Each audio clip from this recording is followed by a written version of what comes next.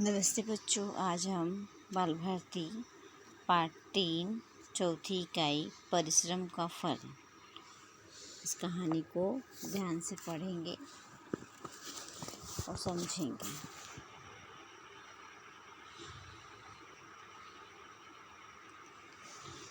श्रवण, सुनो और बोलो। परिश्रम का फल। एक बार की बात है, किसी महापुरुष के पास एक युवक आया और बोला, आप मेरी सहायता कीजिए, मैं बहुत परेशान हूँ। मेरे पास इस समय फूटी कौड़ी भी नहीं है। महापुरुष ने उसकी परेशानी सुनने के बाद कहा, मेरा एक दोस्त व्यापारी है, वह इंसानी आँखों को खरीदता है। तुम्हारी आँखों के 20,000 तो दे ही देगा।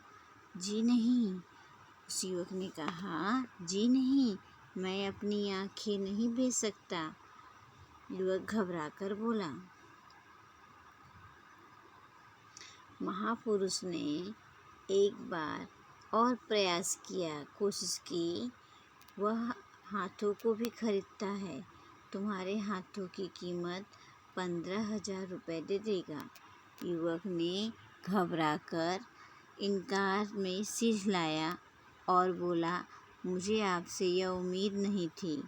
महापुरुष उसकी नाराज़गी से विचलित हुए बिना बोले, मुझे तुम्हारी परेशानी का एहसास है, इसलिए मैं कहता हूँ, तुम्हारे लिए इस तरह का सौदा बहुत अच्छा हो रहेगा।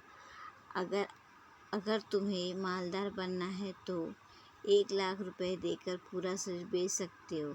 परेशानियों से हमेशा के लिए मुक्ति मिल जाएगी। युवक चीख कर बोला, 1,00,000 तो क्या, मैं 1 करोड़ में भी अपना शरीर नहीं बेच सकता हूँ।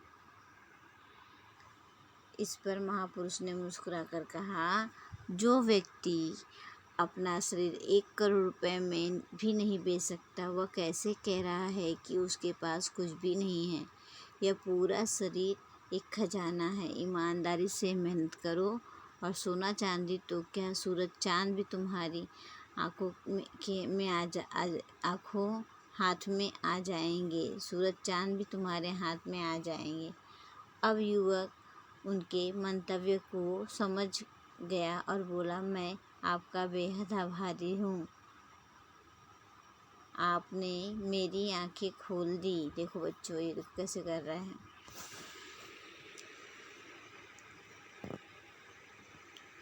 अभी देखो यहाँ पे क्या है, चित्रों को पहचानो और उनके महत्व बताना। अभी बच्चों यहाँ पे दिया हुआ है आँख। आँख से हम क्या करते हैं, देखते हैं। आँखों से हम देखते हैं। अब यहाँ पे देखिए बच्चों, यहाँ पे कान। कान से हम क्या करते हैं, सुनते हैं। यहाँ पे नाक।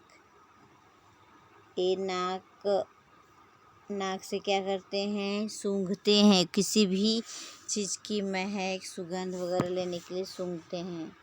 इसे कहते हैं हाथ। हाथ से काम करते हैं। हाथ बहुत सारा, लिखना, पढ़ना, खाना पीना सब हाथ से होता है। पैर। पैर का काम चलने का है। पैरों के बिना हम कहीं भी आ जा नहीं सकते, इसलिए पैर का काम है चलना।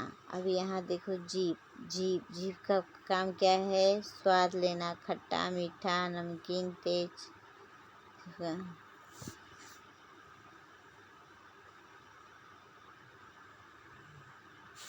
तो इस तरह बच्चों देखो, शब्दार्थ लिखो। फूटी कौड़ी भी न होना। फूटी कौड़ी भी न होना, कुछ भी न होना। प्रयास, प्रयत्न, कोशिश, उम्मीद, आशा, विचलित, अस्थिर, एहसास, जानकारी, मंतव्य, तात्पर्य। उत्तर लिखो। महापुरुष के पास आकर युवक क्या बोला। महापुरुष के पास आकर युवक ने बोला कि आप मेरी सहायता कीजिए, मैं बहुत परेशान हूँ।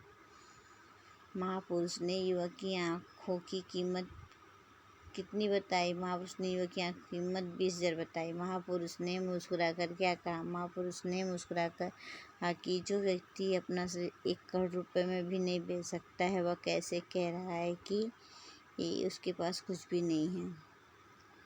महापुरुष का मंतव्य समझकर युवक क्या बोला? महापुरुष का मंतव्य समझकर युवक बोला कि मैं आपका बेहद आभारी हूँ, आपने मेरी आंखें खोल दी। किसने किससे कहा? आप मेरी सहायता कीजिए। युवक ने महापुरुष से कहा, मेरा एक दोस्त व्यापारी है। महापुरुष ने युवक से कहा, मुझे आपसे यह उम्मीद नहीं थी। युवक ने महापुरुष से कहा, ईमानदारी से मेहनत करो। महापुरुष ने युवक से कहा। Thank you, take care. इस तरह से पूरे पाठ को समझो और पढ़ो और अपनी कॉपी में सुंदर अक्षर में लिखो।